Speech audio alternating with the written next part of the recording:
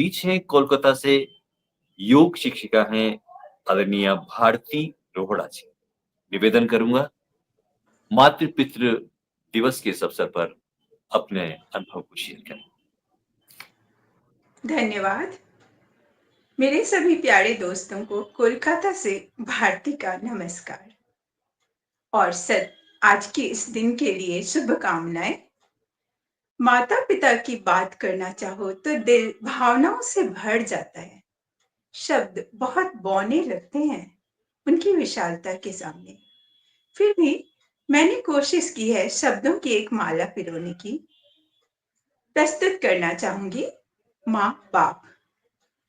जीवन की इस तप्त धूप में ठंडी हवाओं से माँ बाप, पत्थर से इस सख्त जहान में संवेदनाओं से माँ बाप, कुदरत खुद अर्चन करे ऐसी वंदनाओं से माँ बाप, त्याग तपस्या समर्पण गौरव गाथाओं से माँ बाप, गुणवाणी से रहनुमा वेदों की ऋचाओं से माँ बाप, हमसे जुदा कहीं नहीं प्राणों में हवाओं से माँ बाप, प्राणों में हवाओं से माँ बाप।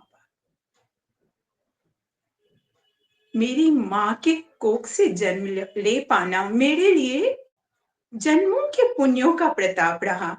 माँ ने बहुत छोटे से आत्म संयम मन और इंद्रियों पर नियंत्रण सिखाया। जब भी कभी मन की बात करते थे तो डांट मिलती थी। एकदम छोटे से हमें महत्व मूल कदर बताई, समय की, भावनाओं की, रिश्तों की, इंसानों की, पैसे की, समय की और पानी तक की कदर बताई, जिससे हम जीवन भर कदरदान रहे, हम वैल्यू समझते रहे। यह वक्त भी गुजर जाएगा, जो भी होता है वो अच्छा ही होता है। कभी किसी की तुलना या आलोचना मत करो। जैसे न जाने कितनी अच्छी अच्छी बातों से हमारा निर्माण किया मेरी माँ ने, जिसकी वजह से जीवन में कई अप्स एंड डाउन्स मुश्किल समय भी आया हो तो बिल्कुल आराम से स्मूथ सा गुजर गया। Thank you mummy, thank you. आपने मुझे जो कुछ भी सिखाया उस टाइम शायद बुरा लगता था, लेकिन बाद में समझ में आया कि वही सही तरीका था जीने का, जिसकी वजह से हम लोग एक बेहतरीन जीवन जी पाए।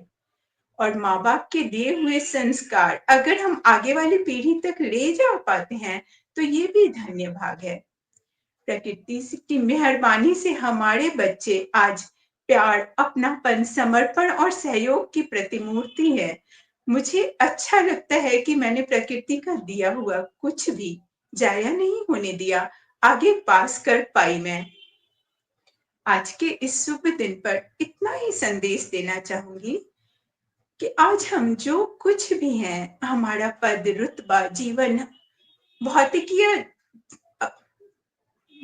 वजूद जो कुछ भी है वो सब माँ बाप की वजह से है। जब हम छोटे थे बिस्तर में मलमूत्र त्याग करते थे, माँ खुद गीले में सोकर हमें सूखे में सुला देती थी। हम जिद करते थे, रोते थे, शायद पूरी रात सोने नहीं देते थे। सजा के रूप में हमें मिलता था एक प्यारा सा आलिंगन और चुंबन। वक्त के बदलते पहिए के साथ अगर माँ बाप, बूढ़े माँ बाप बच्चों की तरह हो जाए, जिद करने लगे, परेशान करने लगे, तो याद रखना ये केवल प्रतिरूप है, ये केवल प्रतिध्वनि है तुम्हारे गुजरे हुए कल की, हमारे गुजरे हुए कल की। अगर एक पेड़ कितना भी बड़ा हो जाए, कितना भी समृद्ध हो जाए, वो अपनी जड़ों को काट देगा, जड़ों से आगे निकलना चाहेगा तो वो मर जाएगा। अगर हम माँ बाप के त्याग और समर्पण को भूल कर आगे निकलना चाहेंगे, रह नहीं पाएंगे। वो क्या होता है ना कि भौतिकीय चीजें समृद्धि दिखती हो लेकिन हम अंदर से सूख जाएंगे, अंदर से खाली हो जाएंगे। यही यही आग्रह है, यही निवेदन है कि जो भी करना ताकत और मद में अंधे होकर के अपने भूत को, अपने पास्ट को नहीं भूलना, बस उसकी प्रतिध्वनि देखना, तो कभी कुछ गलत होगा ही नहीं जीवन से। धन्यवाद। बहुत धन्यवाद, आभार। हृदय को छूता हुआ बड़ा ही मर्म स्पर्शी आपने यह भावों का चित्रण किया। निश्चित रूप से जैसा कि आपने कहा कि हम अपने पितृ ऋण से तभी ऋण हो सकते हैं, जब हमारे जिस तरह से हमारे माता-पिता ने हमें सुयोग्य बनाया, वैसा ही हम अपनी संतान